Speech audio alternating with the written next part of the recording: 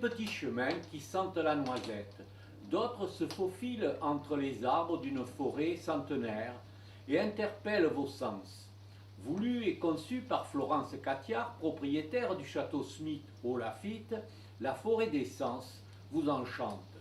Suivez le guide dans ce lieu magique parsemé d'œuvres d'art, un vrai musée à ciel ouvert.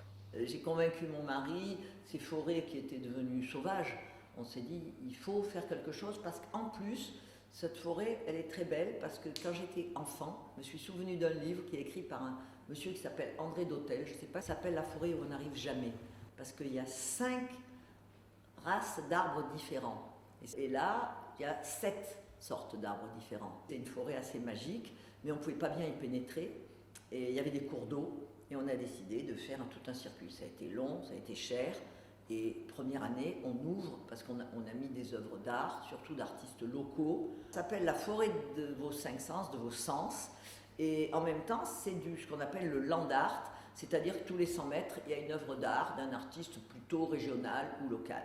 Certains sont devenus nationaux, un peu grâce à nous. Si vous pensez à José Lepiez, par exemple, il a beaucoup gagné en notoriété et j'en suis vraiment ravie pour lui et c'est maintenant un peu un artiste en résidence pour nous. Et on fait chanter des bois différents, qui n'ont pas les mêmes teneurs parce que ce sont des bois différents, qui sont effectivement sculptés par José, qui lui fait chanter les bois, mais moi j'ai beau souffler dans mes mains pour essayer de faire comme lui, j'entends un grincement de volée. Et lui, il fait un concert, vraiment.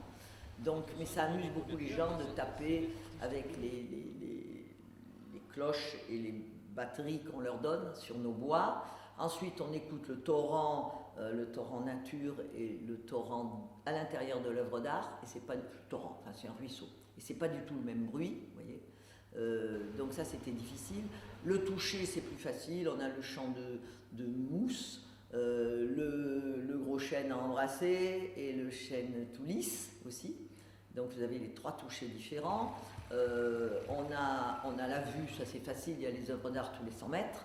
Et puis le nez, à la fin on a les senteurs de Caudalie, les parfums les crèmes de beauté de ma fille, le parfum de nos blancs, Smith au Laffitte, le parfum des rouges de Smith au Laffitte, et puis les senteurs oubliées. Ça plaît beaucoup, sauf que les gens, ils les emportent parce qu'ils trouvent que ça sent bon, alors il faut les remplacer souvent, malheureusement.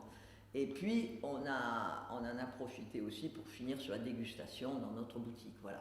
Donc c'est un très joli parcours. Et les œuvres d'art sont de plus en plus sympas, mais on en profite aussi pour mettre des vieilles traditions un peu oubliées. Dans ce parcours d'art, au bout du chemin, une ancienne palombière marquait l'histoire de ce bois. On s'est dit, c'est quand même dommage de détruire un témoignage du passé, même si nous, on n'a pas voulu la remettre en état. Mais ça existe depuis le Moyen-Âge. On est allé voir des vraies palombières et on s'aperçoit qu'ils petit déjeunent à la fourchette, et c'est plutôt des agapes conviviales. Or nous, la convivialité, c'est ce qu'on cherche autour d'un verre. Donc on s'est dit, on la remet en état et on a fait appel à Jacques Gaille, qui est un fantastique paloumaire. Il y a 30 ans, cette palombière était utilisée pour chasser la palombe, comme un peu partout dans les Landes ou dans l'Entre-deux-Mers. Mais maintenant, elle n'est pas utilisée pour chasser, elle est utilisée d'une façon pédagogique. Chaque fois que je suis là à restaurer la palombière, je parle principalement aux touristes qui sont à l'hôtel des Sources de Caudalie.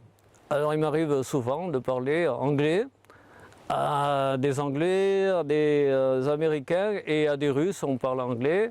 Et là, cette année, j'ai beaucoup parlé à des Belges et des Suisses. Alors, ce qui est d'étonnant, c'est dans le circuit de Land Art, j'ai jamais eu de contact anti-chasse. Et pour eux, c'est une découverte.